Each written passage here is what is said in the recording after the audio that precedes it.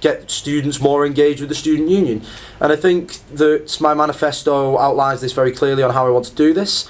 I think that the student union is facing some needs for reform, and with the new constitution coming in, and also with its affiliation with the NUS. I think that we need to have a reasoned and logical debate about where we are with the NUS, how we think it works, whether we think we want to continue to be a part of it, and I intend to do that with an NUS referendum. I also want to keep looking at the current democratic structures we have in play, with the new constitution coming in last year, and I want to continue to reform and revitalise the new constitution as much as we can, with as much student feedback as we can, and get that implemented quickly. This should raise student engagement, as students hopefully will see the work that we're doing, give us positive feedback towards it, and we'll just keep keeping that feedback loop, and just hopefully be able to keep it all going. And it really means a lot to me that we need to do this, and the reason why I think you should vote for me is because I'm very passionate about the student union, I'm passionate about students, I'm passionate about this university. I just want to see the student union be the best it can be, and I think I'm the right person to do it. I hope I am anyway, so if you think so, then give me a vote. Okay, Cass, do you want to go ahead and... Yeah, hi, I'm Cass. I'm also running for Vice President Union Development. I'm a former college president. I work for and have worked for Lucy since first year. I've been involved with the Students' Union in probably every aspect possible since coming to university. And I'll just run through my manifesto and sort of break it down into the three main roles. So there's governance. We have got a new democratic structure, and we should be using that to engage students as much as possible. There was a reason we implemented that, and if we're not using that to the best of our ability, then we aren't mobilising students and getting everyone involved. So I'd really like to work on that. Next, there's the colleges. I've been involved in the colleges since I started university, and I know how difficult it is to be on a JCR and deliver events and work with others. So I think I'm the right person to be able to provide the support that those guys need in being able to just sort of actually implement everything they want and involve everyone. And lastly, there's the commercial services, and the big one here for me is Sugar House. Everyone knows Sugar House is going to face a tough time over the next couple of years. The building developments on both sides are really going to impact Sugar going forward, and I think the students need to be aware of that and what's going on. And I don't think we're getting out enough information about that. If students can't mobilise and work for Sugar's interest unless they know about it, and I think keeping Sugar going with the diversification of events that have been going on has been something that's been going really well the last term, and to be able to carry that on would really help Sugar's future, I think.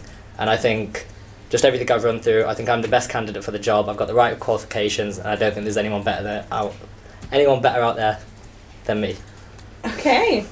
So you both mentioned a little bit about your experience. Could you real quick run through the positions that you've held since coming to university? Should I start, or...? Go for it, yeah, we'll go in the same order. Alright, okay. Well, I'm currently sat on a Pendle JCR myself. I'm an events officer, so I help to run the events in Pendle. I sort out the pub quiz every week. I help sort out Pendle Live. I help to run the socials that we do. Every now and again, on Wednesdays, like I do karaoke. That's my big thing. That's my baby this year, because I really enjoy karaoke. So if you want to come to karaoke at Pendle Bar, come on down. It's good fun. Okay. I'm also currently working in Sugar House. I'm a Sugar employee. So I know what nights have worked well in Sugar, I know which nights haven't worked as well in Sugar, and I think that I can bring that experience to the table, knowing I also know the staff, I know the managers, and they're a great group of people, and I want to work more closely with them so I know that we can get the best experience for students for Sugar, but also more money over the bar in Sugar so we can keep it going. I also know, of course, that Sugar is facing a very uncertain future at the minute due to the passing of the planning permission to build student accommodation near Sugar House, and I'm obviously incredibly against that because my job's on the line. So I want to see Sugar continue. I want to continue to work with students when planning events, running socials, and also helping out in terms of governance. I ran the No campaign against the new Democratic Review last year, I helped to run that with Jenny Dybell. She was in charge. I helped to run it, and we worked on that. I think we worked on that. Unfortunately, we didn't win, but I still think we need to keep looking at the new system, because I saw flaws in it when it was introduced, and I think that we need to sort those flaws now. I don't want to overturn the referendum. It was done democratically and fairly, but I just want to see what I can see as a flaw be solved, and I hope that other students can see it too. Okay. Do you want a quick overview of the positions that you've held? Yeah, so in my first year of university, I was elected to Social and Events Officer for Ness College. I held that throughout the year, so I did a lot of similar stuff to Chris. Pub quiz each week, karaoke, St. Patrick's Day karaoke it was, bar crawls, extra Freshers Week, and then I was also elected as president of Furness College the following year. So I got to do all of that stuff as well, but then I got to work with the sports officers, welfare officers, international officers, doing what they wanted to do and target different groups of students and just sort of put on the best range of events possible. Apart from that, I'm currently sat on the grad ball committee, working towards the lineup and sort of the general vibe of grad ball this year. I also sat on that last year. So I think everything I've done up until this point has been leading towards union development as a role, so I think I would be perfect for it. Okay. You've both worked specifically a lot within colleges, both sitting on college JCRs and your time as president of a college. How would you apply this to the broader remit of being an FTO? There's a big difference between working around these specific ideas and problems of a college versus the entire student body. So how do you think you could expand on, especially because the role of union development is not very events focused, how do you think you could both expand on your current roles to understand them as in a broader remit of FTO? Well, you've got to look at the governance structures, how LUSA is being run. I know that is the key remit of the VP Union Development, and I've been focusing I focused quite heavily on the LUSA Constitution. I'd make sure that constitution is the best it can possibly be. We listen to student feedback. We implement those ideas quickly across the campus. We run effective campaigns to bring engagement up. I think that these are things that we have to do campus-wide. I know that this is very different from running a college-wide event, but I think that the principles are very similar. I also have the advantage I know that events is a very small part of the union development role, but it's probably one of the more visible parts of the role, I would say. So working in Sugar and that being your primary event space as the student union is, and also the campus bars as well. But I'd say more Sugar as the primary event space. Look, I've got a very privileged position of access by working in the bar. So I'm going to be in there 2 nights a week. I know the events. I've seen the events that go well. I've seen the events that don't go so well. The nights that have gone great. The nights where my shifts had to end early because we haven't took enough money over the bar. That's very rare, but it does happen. It's the truth, and I just want to see Sugar do better as an event. I also want to improve our governance campus wide. Get that message out across the campus as much as we can. So I'd work very closely with campaigns and communications on that. I'd also work very closely with welfare and community in order to make sure that we can have effective events, we can have effective welfare campaigns, we have effective government structures that mean that everybody is catered for within the student union, not just the few. And we need to do that effectively and quickly. So I propose rapid reform. That would be my answer in that regard. Okay. I think actually being on the JCR does actually help you quite a lot in going for an FTO position, because you are working with a range of different sort of areas like welfare or sports, and that sort of allows you to feed into working with welfare and community or campaigns and communications or even activities with welfare sort of applying it to a wider level. The Sugar Bus is probably going to face issues with the construction that will go on with the development, so working with welfare and community to get that information out there, that there is going to be problems with that and making sure students know what's going on. So I don't necessarily agree that being on the JCR isn't as the same, but I think there is a lot you can apply, and that's what I'm going to say. Okay. In your previous time being on JCRs and in other roles, what mistakes did you make, and how will you prevent making similar mistakes as an FTO? Well, the biggest mistake I've made on JCR, well, there's been a few, but the biggest one I probably made in terms of an event was the Pendle Cultural Celebration that I spent 4 weeks planning this event, but it was the first time I'd ever planned an event that big. I had 5 societies to organise. I had to get LUSU international globalisation funding for that. And I'd managed to get all of these things done, but it was very stressful. I didn't have a lot of time to turn it around. Like, I left myself 4 weeks to do it, but 4 weeks was not enough time. So that was the biggest mistake I made, and eventually, and as it turned out, the event was a bit of a flop, and I was very gutted about that, obviously. But we still got a good number of people turning up, but I was hoping it'd be a lot bigger than it was. So I think in the future, to avoid that at a union level, I think I'd obviously give myself more time to do everything, be more organised, and get myself out there better and faster.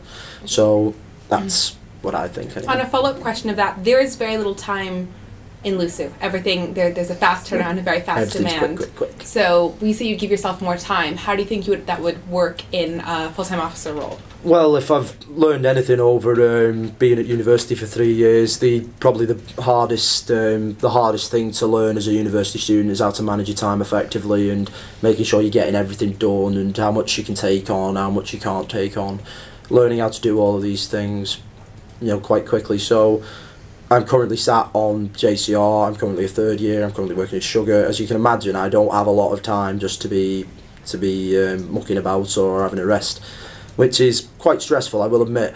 But I managed to get all of it done. It's been a real learning curve for me to manage my own time a lot better because of how little of it I have now.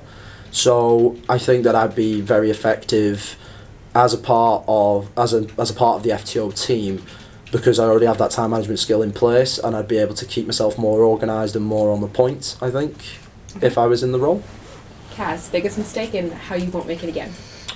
I think my biggest mistake was at times I focused too much on one thing, and I would just solely focus on that and run with it.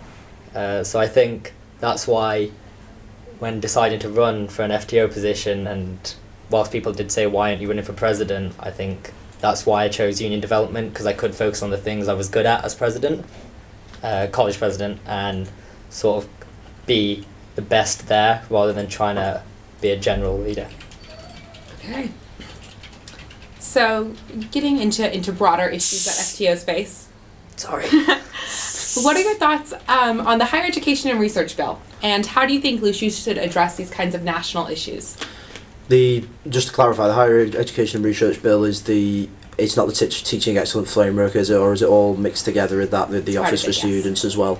Well, I obviously am against it because it means that tuition fees can go up with inflation. I think that's a travesty. I think that's something that we need to sort out as a student union and as the part of the NUS as a whole. I think that we need to directly oppose this bill. I think that we need to oppose everything about it. The office for students as well, I'm not very keen on. I don't like the idea of a government coming into an academic establishment and having that watchdog on academic establishments. I believe in academic freedom as one of the most fundamental freedoms we have as a society, a free marketplace of ideas where people can discuss what they want to discuss in a calm and collected way to get the best outcome. And I think that if you had a government intervention on the top of that, that leads to the question of, will they reduce funding for certain bits of research so they get the right messages out and stuff like that. I just don't like it.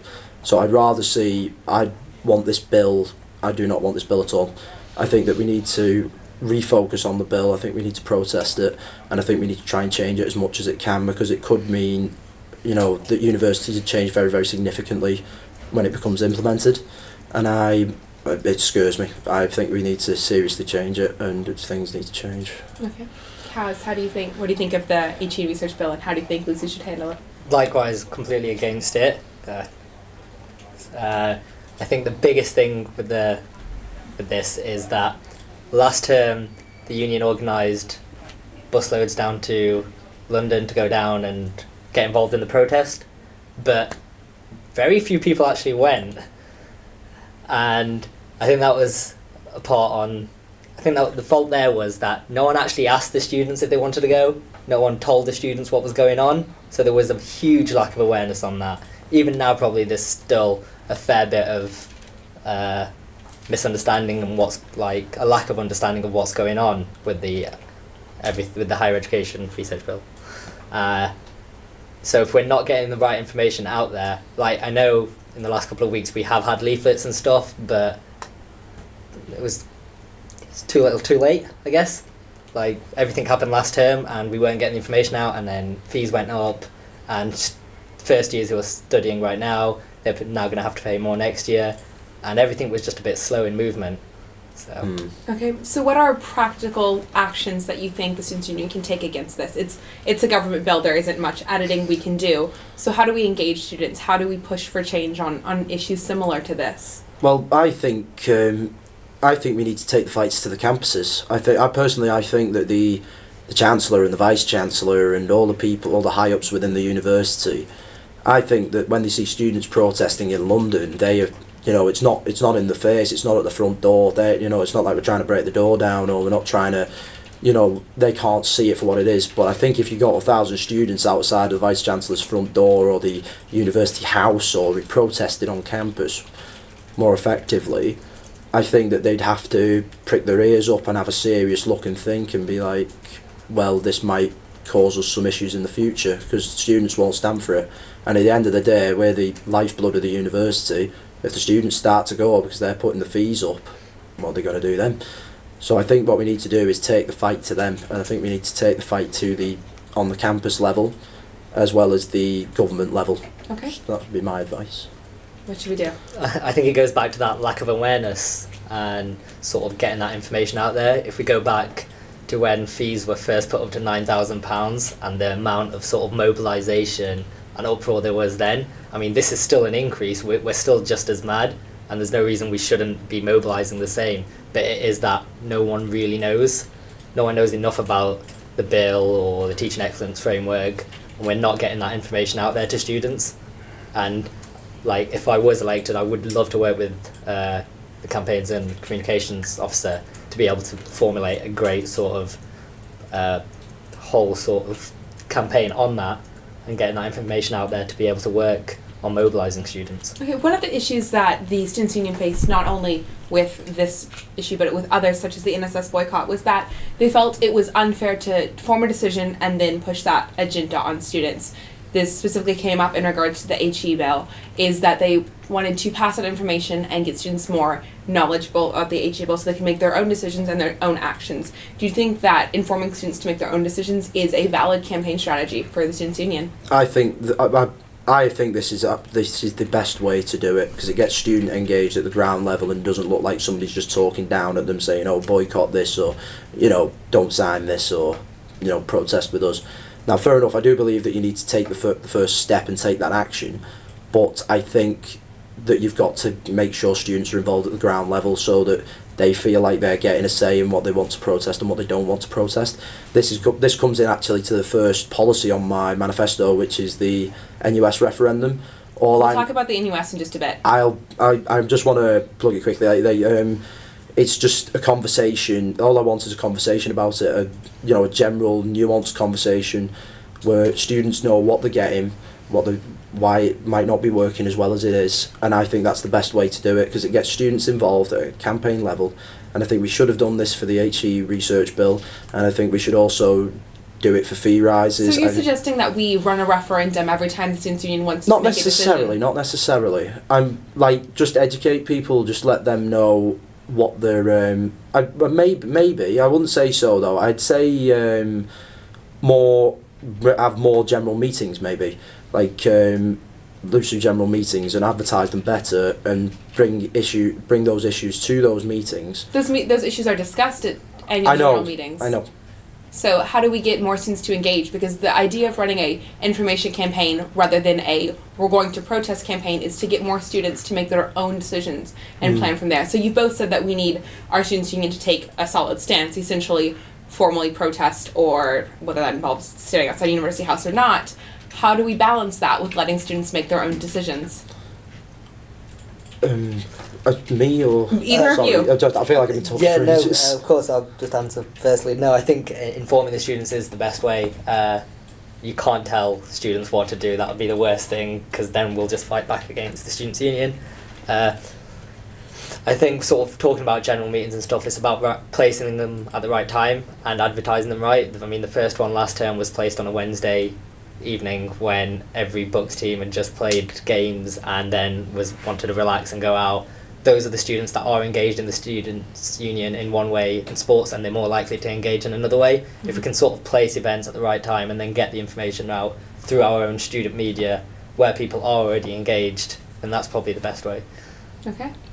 I believe in obviously advertise and incentivise students as much as you can, and say like maybe be the difference that you want to see in the student union, and really try and put as much more money into advertising campaigns. Because I remember the campaign for the Democratic Review was spectacular. It had banners, there were T-shirts in sugar, and I know that we've got a similar deal with Vote Fest now with these T-shirts.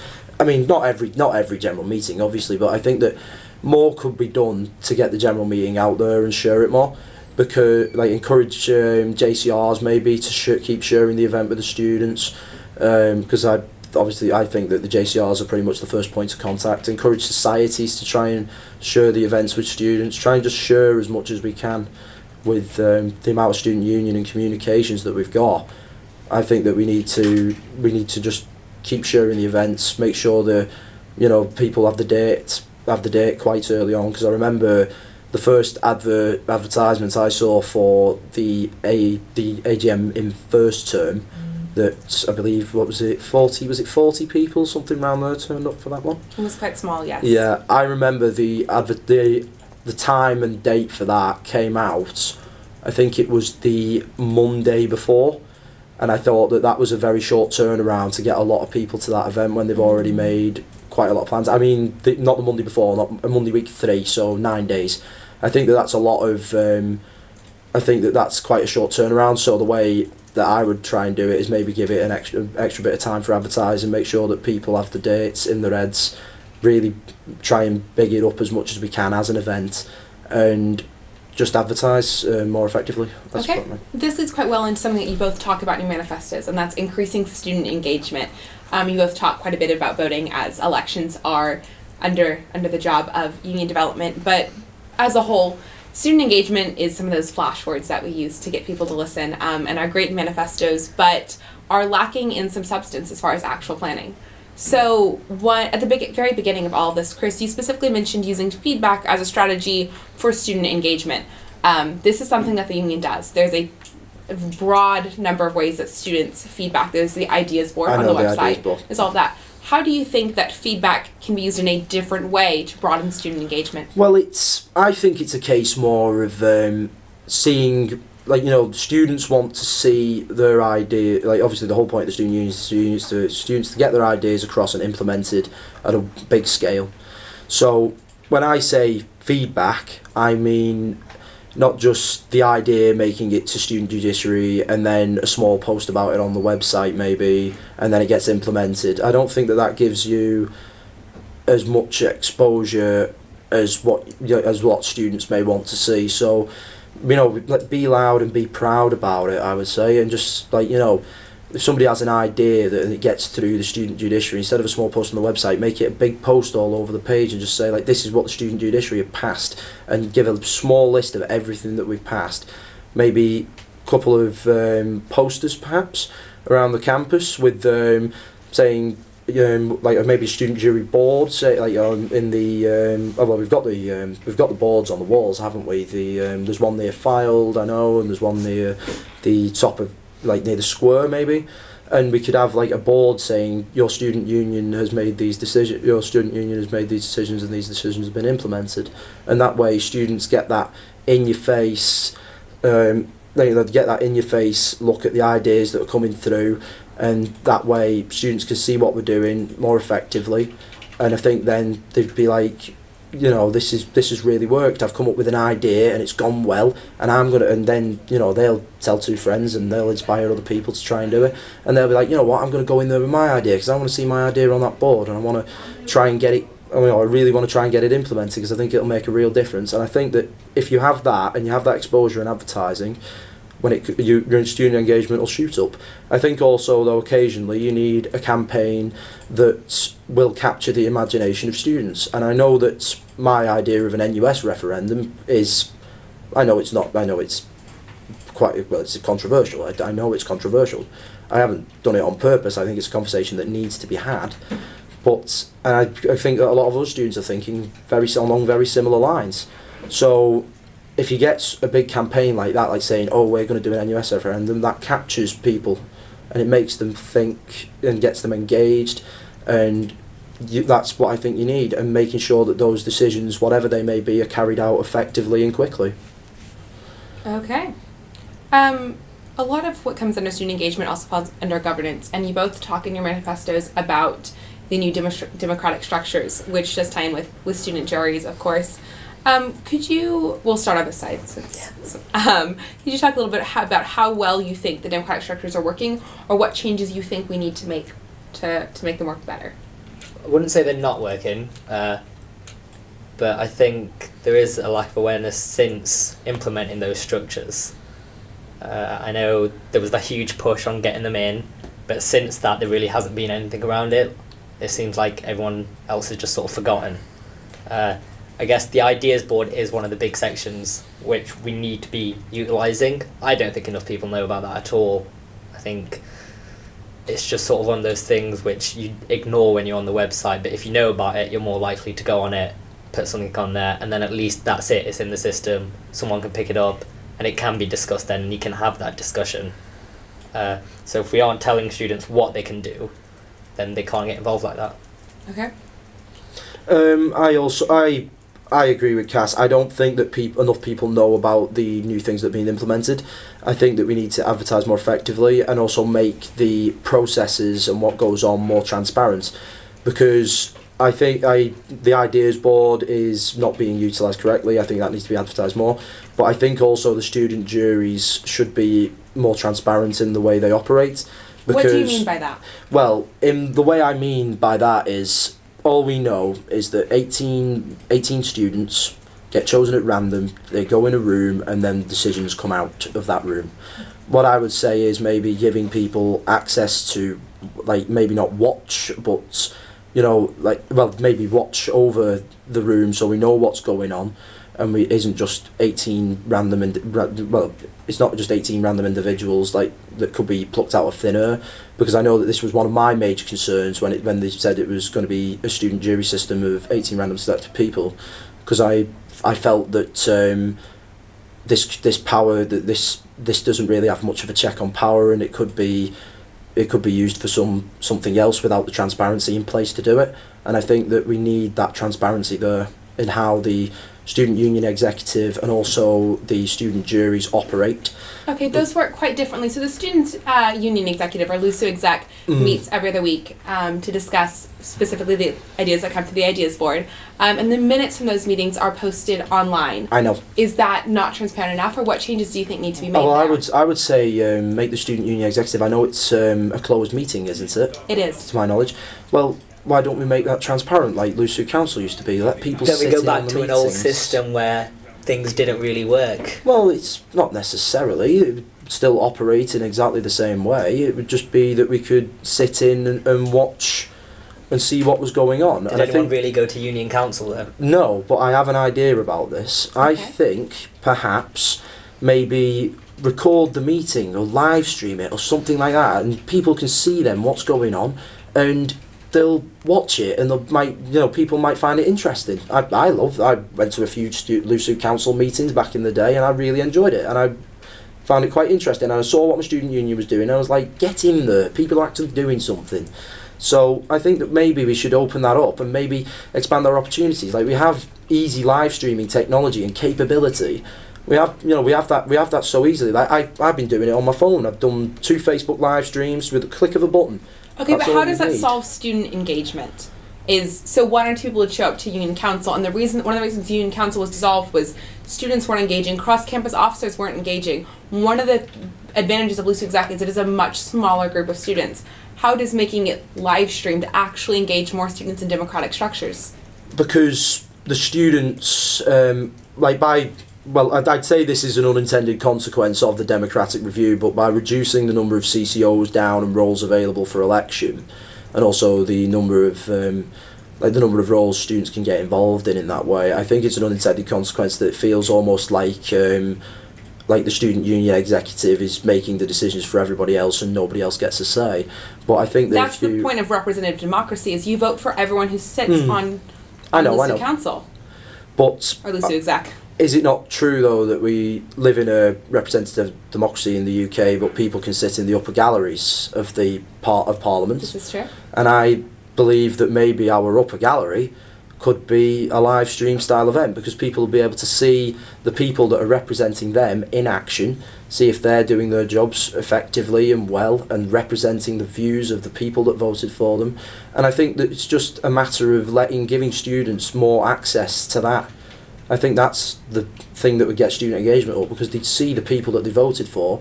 They wouldn't just be a face on a poster or a popular name or some person that works in Lucy who does things. They'd be there. You'd be able to see what they've said. But that worked before. Did it increase student engagement when we had Lucy Council and it was open?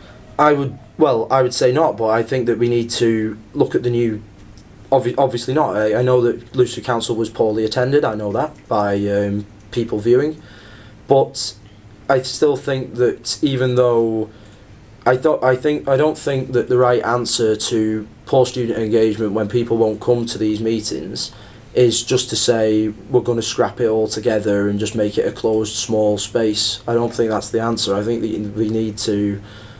we still need to give people that opportunity to watch, regardless of if it's vitalised. It's fine, but you're using it as a point to push student engagement. I would like you to explain how you think that would increase student engagement. Well, people won't. Well, I know that a lot of people didn't come to Lucy Council maybe because they were either busy or they didn't want to come down. So a live stream, it's there on your phone. All you got to do is take your phone out. Oh, Lucy's live streaming the Student Union Executive. I'm going to watch that. Click of a button. There you go. Very exciting meetings, 1 to 2:30 on every other Wednesday. I've been in those meetings. They're not exciting. It's my I know, but people. It's more easily accessible. It means that people maybe aren't taking time out of the day to do other things. It just makes everything a little bit easier, and I think that will reach a correlation with student engagement numbers coming up. I think that will work. Kaz, how do you think that we can adjust the democratic structures? What do you think works and doesn't work? Do you think that live streaming Lucy Exec or more information on student juries, how do you think those kinds of ideas will work, or do you have others? No, I don't think live streaming. I mean, I can see its appeal, but I don't think the average student cares enough to tune in and watch. How would you get them to care though? I think we That's need the to general do. question. This is it. I think we need to be more hands-on. I think we need to go back to things that did work. I think, and this is no insult to the current officer team, but the previous one before that did have Speak Week. Now, Speak Week as a whole didn't entirely work, but one of the days worked incredibly well, where they got the entire office out into the square and actually interacting and engaging with students, no matter which part of the office they were in, be it the activities section or the overseas part, but getting the actual staff that work in there all the time to interact with students and talk about what they wanted and actually getting the feedback that we need. I think we need to go back to doing the things that worked and not just completely ignoring them. Would you say though as well that perhaps if we're shown to take this action, shown to take action as well, it would get people involved? Like when I was talking about my more protests on campus idea, I meant that in a way to do that, because people would see the FTOs at the front of the protests and looking like they're you know what I mean? Like they're getting involved, they're getting out there. I think that's a really good idea. So what do you reckon, Cass? I don't necessarily agree with that. I think at the moment, and sort of for the last couple of years, maybe Lucy has a bad rep for what it does. I think we need to try and break that down before sort of going forward.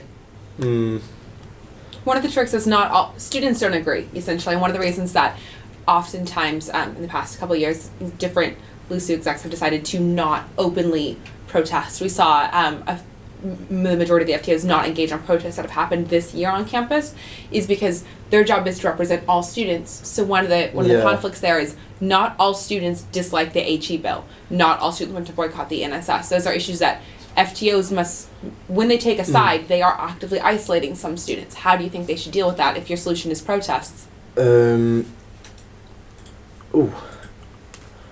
what was the question again? So it's so you have to represent all students. When you take a side, when you take a side, protest, you can't represent you're isolating students. That is a bit of a conundrum. But what I would say is, in that regard, open it up to the people and ask them. We were thinking maybe students aren't happy with this new bill or what's going through, and maybe put it to a vote before we protest. We have a referendum. We have a system where we can do referenda and referendums quite effectively in the new democratic system. So open it to a referendum and say, right guys, we were thinking maybe this bill is not very popular with students, but we want to get your feedback first, and we're going to do that through a vote. If you want us to protest this openly, we will. All you have to do is get out there and vote. If you vote yes, we will do it. If you vote no, we'll think of some other way to do it, maybe, and maybe not openly protest. Use more referendums. Okay. Moving on to some more topics. So we're going to talk about sugar a little bit, as one of the big downsides of this whole year has been the passing of the permit to build around sugar. So there's a number of other long-term university strategies in town, Canal Corridor North, all that kind of stuff that will drastically change the way town looks and how the university interacts with town. And all of this is quite a threat to sugar as the main source of income for the university. You mentioned quite specifically in your manifesto, Cass, that a string of different ideas about ways to get more people in sugar.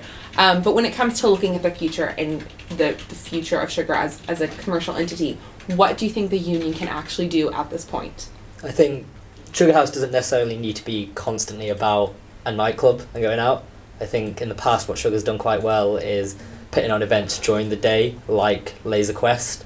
I think you also have the opportunity to be able to do other stuff inside Sugar. You could do roller skating, for example. I know that idea came up during Freshers Week. I'd be terrible at it myself, but I think being able to put on different events during the day would open it up. I mean, look at Lancaster, there isn't really a lot going on. To do stuff like Tenpin bowling, roller skating, Laser Quest, you have to go Preston, Morecambe, somewhere else, and students on the whole, I'm lazy. I'm not going to go that far. Whereas if we put on those services through Sugar, it'd be something I think everyone could take part in and benefit from. Okay. Chris? I actually like the Soundcast idea. I'd say open up Sugar in the days when it's not being used on the nights, so Monday, Tuesdays, Thursdays, obviously nothing on Sundays I would say, but Mondays, Tuesdays, Thursdays, and you could open that up in the day and do different activities in the space. It's such a big space, you can do so much with it. Like I like that rollerblading idea actually, that's a very good idea, but also I know that Laser Quest works quite well. Maybe a sort of Nerf war or something like that with the Nerf guns, I know they have a few of those. Maybe buying some extra kit as well for doing other events, perhaps like I don't know, like a more sort of like a. I think the options are endless. Yeah, the options are so many. Honestly, like I can't. Off the top of my head, junkyard golf. I really look forward to roller skating next year. Do roller golf for. Okay, so I want to talk some about JCRs because that is under UD one of the specific roles that comes into play is how they engage with colleges. And since you both sat on college JCR execs, you've got some experience here. You both mentioned essentially increased support. Chris, you say that you want to increase autonomy for JCRs, and I'd like an explanation on that. But from both of you, I would like to hear some more details about what you mean by expanding support for JCRs. What more can LUSU actually do to make colleges successful? Well, this is what I mean by expanding autonomy, and I think that JCRs need to be more. Like, I know that LUSU and union development is pretty much where JCRs go if they need help. I think that this is a good system, but I think that JCRs should be freer to do more events that they want to do. What is limiting them now? Well, I need to think. The way that SEG is run is quite effective, I would say, at the moment. But maybe more frequent SEG meetings. Like I know that we do ours bi-weekly, but I voted for bi-weekly. But I think that maybe it should become a once-a-week thing. But obviously, that's up to the events officers and the union developments at the Is that time. more autonomous though? No, not really. But I'd say that maybe for JCRs to be more autonomous, I'd say that the president gets the final say on any events that get planned, as opposed to submitting sugar for approval. Unless, of course, we need to sell tickets and we need to fill out a social request form. That's what SEG's for. So LUSU should be there as a more offhand help, because I feel that LUSU is quite. I know that LUSU does give JCRs a lot of wriggle room and a lot of freedom, but I think that it still needs a little bit more. Can you give us a specific example of how JCRs are actually limited? I'm trying to think actually. It's well, we wanted to do a speed. I think we've had a few sort of speed dating type events around some of the colleges, but we were told that that sort of event would be is against I think it's against the LUSU policy for JCRs. So I would say like free it up so you can do more events that might. So does LUSU not have a responsibility to protect students? The majority of the limitations that have been placed on colleges, I know, in regards to themes, especially, have been about protecting students as far as themes, especially. I think that it should have the final say. I do agree with that, but I think that JCRs should be more free to try and do things, to try maybe other things. Like we have obviously welfare teams in all JCRs, so they will obviously answer to VP Welfare and Community in LUSU, and I think that maybe they should be more willing to like have a bit more free reign with it maybe, and obviously if something goes wrong then LUSU step in, okay, as opposed to a more sort of top down approach like just don't do it kind of deal. Let people be free to let JCRs be free to make their own mistakes in a way, I suppose, because I feel that sometimes there's a little bit too much hand holding going on, and I think that this is something that I want to change. I don't know if this is just something, of course, that I've just that I've picked up from my time on JCR. I could be completely wrong. I mean, you probably have a completely different opinion to me, Cass. But Cass, could you explain some about your ideas for more support for JCRs? You said, what more can Lucy do? The Yes. question is Lucy doing enough now? I think, because I've spoken to some of the current college presidents and some of them don't feel supported at the moment. I know when I was college president, at times you feel like you don't have enough support. I think when I'm saying that, I think what I'm trying to hit on is that I think we need more welfare support for JCR officers, and I guess it's the same for the PTOs as well. You're doing a lot. It's basically a part-time job, and you're not getting paid for it. You're putting all of your effort into it, and you do break down. I broke down. Members of other colleges that were friends at the time faced similar things. I've broke down on JCR. We had officers who decided to leave the JCR because they didn't think they could continue with the JCR and the degree. So I don't think there's enough to actually support officers in being able to balance their time or be able to do everything that they're trying to do. I know all the JCRs are given an FTO who is meant to be their sort of, I'm trying to think of the exact words, but sort of their mentor. Is the actual, but yeah, their mentor. But I think that system needs to be used way more, and even maybe actually opening it up a little more to the actual staff in LUSU who have been there for a lot longer than the FTOs, who are changing year on year, and those staff members know what works, what doesn't, how to support students. So that's what I did. I used to go in and speak to certain staff members who I knew would be able to support me right. I think it might be working with the staff members in the office who are already there.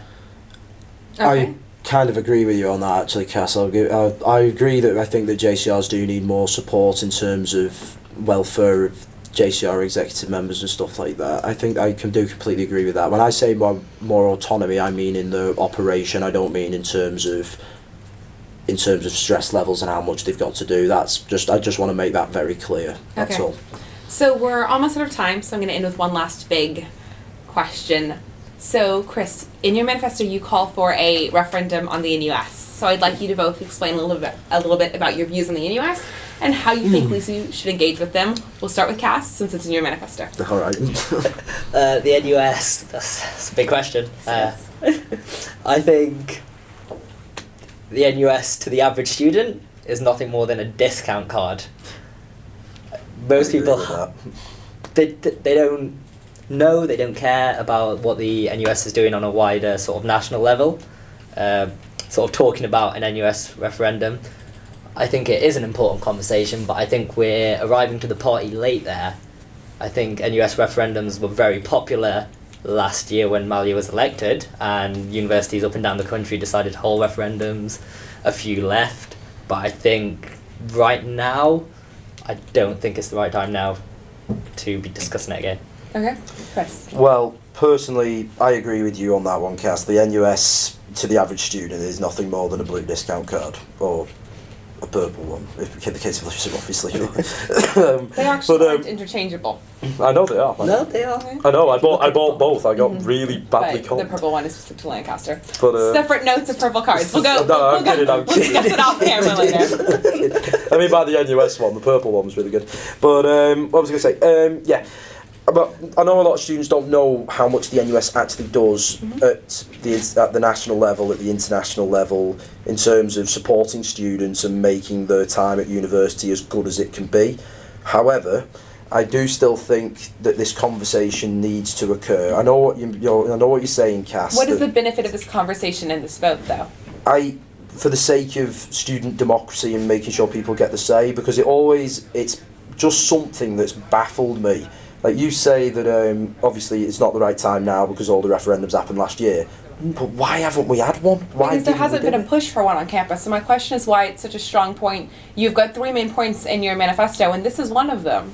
I just think it's a conversation that we all need to have, and I think that a lot of people are unwilling to have it. And I think that we need to, all I want is the conversation. I have no real stance for or against the NUS. I think it's good that we're in, but I think it has a lot of problems as well. I think that certain things are going wrong with the NUS, and I think that a lot of students maybe are becoming so disenfranchised with student unions because of the NUS in a way. I do think that, and I think that a lot of people aren't willing to speak up about it. So all I want to do is, by putting the NUS referendum at the top of my manifesto as one of my main priority points, is just to encourage people just to engage and to get people talking about this, because I think that a lot of people do want to talk about this but may feel afraid to do it in some ways, because the NUS is a big organisation. It is big, and I know that a lot of people, when they say, if I'm one student and I want to say, I think maybe we should discuss the NUS and our role in it and why are we still here, I think that's very, very daunting for a lot of people to do. And all I want to do by running in encouraging this NUS referendum is to say, yes, you can do that.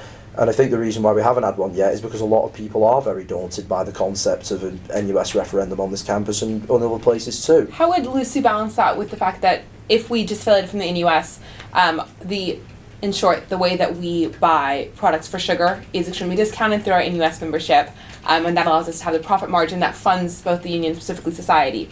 So how should Lucy balance the responsibility of we need to be able to fund our student societies, and we do that specifically through our NUS membership, with this idea of pushing for more conversation and pushing for a referendum?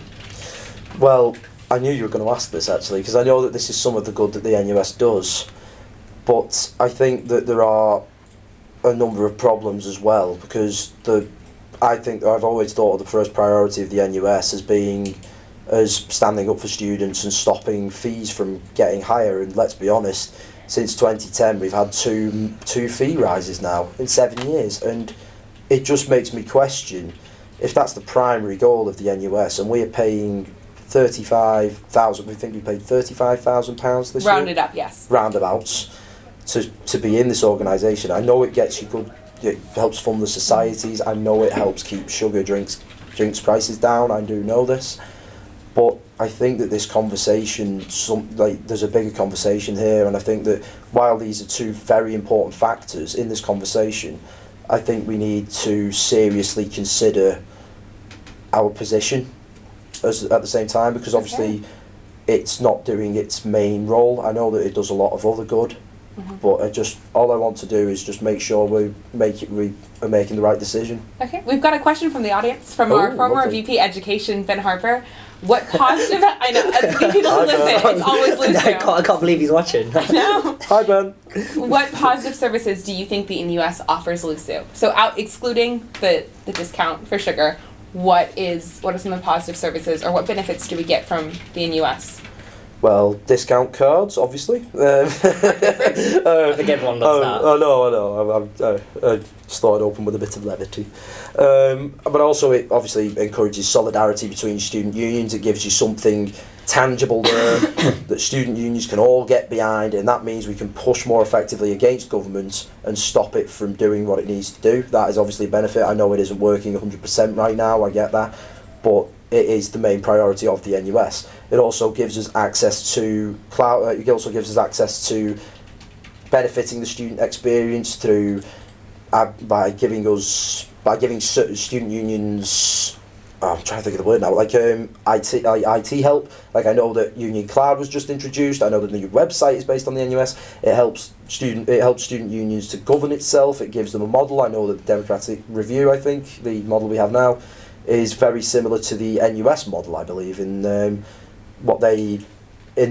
chosen model and their preferred model. So it helps student unions, it structures them, it standardises them, it makes it so that you can go from one university to the other and you know pretty much how everything's going to work. And I think that that's very, very helpful for a new student that's trying to make their mind up on which university to go, because it's one less thing to think about. Because at the end of the day, they'll be thinking about, is the nightlife good, or what grades do I have to get in, is it a good university?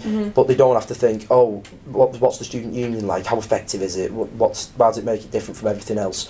I think that it takes a lot off people's minds, because I know that the student union is a massive part of the student experience. It's the prime mover in that regard on any campus. So the work that the NUS does to make that student experience as good as it can be is fantastic. Okay, Kaz, what do you think? Anything else you want to add on what makes the NUS I think useful? I do. I think you did. We have talked about the sort of buying power it gives us, but the knock-on effects for that are probably some of the best for students. I mean, it does keep our prices low, not only in Sugar House but in Central as well. And sort of that being one of the few shops on campus where students can get their food, I think it's important to be able to have the buying power that we do through them. I think both me and Chris would agree that the cost of living is probably one of the biggest issues right now. It is. And sort of in the situation that we do leave the NUS, then there's a lot of effects from that. The prices would raise and students would feel the sort of impact on what they're buying, and that sort of isn't what we should be doing. Yeah, no, I agree with you on that, but I know that there's other shops outside of Lucy Central. Like I've always been, I go into Central a lot, but I've always been. I still think the prices are quite high in Lucy Central. Like I know it's a convenience store, obviously, so they're always to be a little bit higher. But I know that I think that I'm trying to think. I know that there's alternative shops, like you could go to Iceland or Sainsbury's, and you could get For the students on campus, that is quite difficult Yeah. a lot of the time. I know. The But cost of Yeah. items in Central can even is get going it to be a delivered, though. conversation You for can get another it- day. You can get it delivered, order it offline. You know, there are alternatives to Yes. Central, and I know that Central is very expensive because I Okay, do shop if there a lot. you each could give a quick wrap up, then we'll be done for tonight. Who would like to start? Go for it, Chris. I've been going first all the time, so Well- I'll wrap up first. Unless you want to, Cass. Oh no, go ahead. you Go ahead. So that's I'm Cass. I'll start how I'll do what I did at the start. I'm Cass. I think you should vote me for Vice President Union Development #1. You can listen back to this debate. You can come and find me somewhere on campus. I'll be about all the time. Ask me any questions. Like my Facebook page, and I'll be more than happy to ask any of your questions. Okay. Answer any of your questions, that is. Well, I've been Chris Fairhurst. I've been Cass's opponent for this evening. I think you should vote for me, of course, because I obviously have a lot of passion. I know what I want to run for, and if you agree with my policies, then please vote for me. But I'd just like to say, like my Facebook page or add me as a friend if you want. I haven't got a Facebook page at the minute, but I'm using my actual personal Facebook. So add me at Chris Stark First. I get back to you quite quickly. You can message me with anything you might want to message me about, any campaign, any campaign questions that you might have for me. Also, I'll be doing some live streaming. I'm going to be streaming the Bar Sports in Pendle tonight, actually. So if you want to talk to me there about any campaign stuff, you're more than welcome to. So watch my stream. This will be uploaded on my Facebook page as well. And I'd just like to say, please vote for me. If you agree with me, if you agree with what I'm saying, please vote for me. But I would just also like to say as well, I know this has been a long wrap up, but I'd just like to shake hands with my opponents for an honourable debate. Yeah, Okay. of course. Well played. You too. Okay, that'll be it for today. If you're still not sure who you're voting for or have more questions, there is the actual Lusu Hustings next Monday. So check that out on the Lusu website and Facebook for more information, and come ask both of these guys some more questions. Okay? Thank you both for joining us Thank you and for having us. for some Aye, questions, thank you. for a good debate tonight. It's been very nice. Okay? See you later.